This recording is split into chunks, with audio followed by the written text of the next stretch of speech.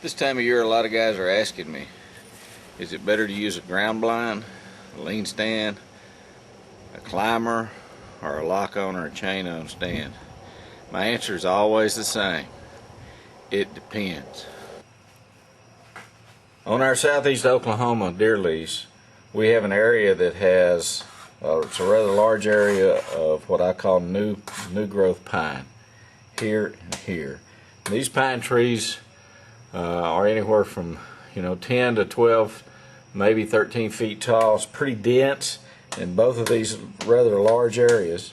And in between them is an oak ridge that's covered with oak trees. It's a very defined, kind of a rocky area.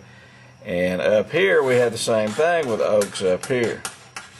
And what we found last February when we were scouting is the deer were using this ridge to travel back and forth to wherever they're going, and they're using this ridge to travel back and forth to wherever they're going.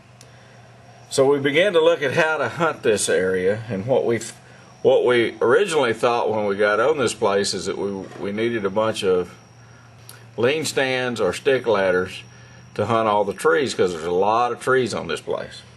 So when we began to look at this area here particularly, what we found was that there's no good spot anywhere along this ridge, especially at the pinch points, to where it narrows the deer down and forces them to hit a specific spot as they're traveling back and forth.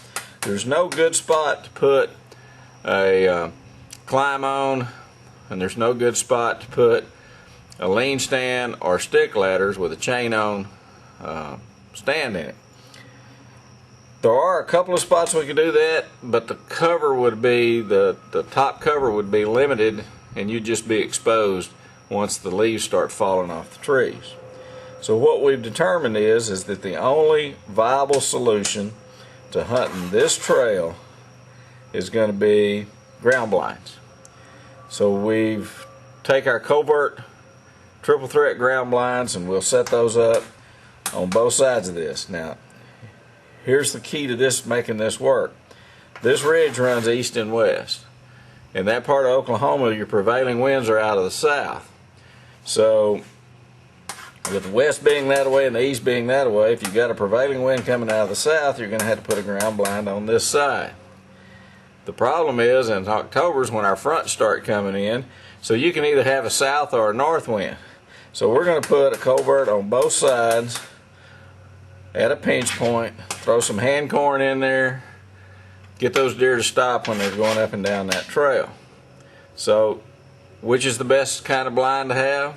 In this particular case, it's a Covert triple threat ground blind. This ridge up here is a little bit different. Of course, it runs north and south. We found a pinch point on it where the deer are traveling through, and we found that we can get a tripod sitting off to this side of that, leaning up in a treetop that'll give us great cover to be able to hunt that pinch point there.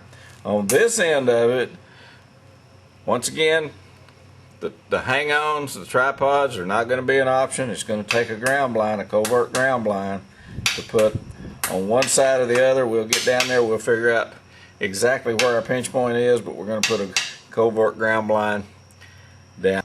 The key to making this spot work is understanding which way the wind's blowing, understanding how to set those blinds up, brush those ground blinds in where they're not noticeable, and getting them out early.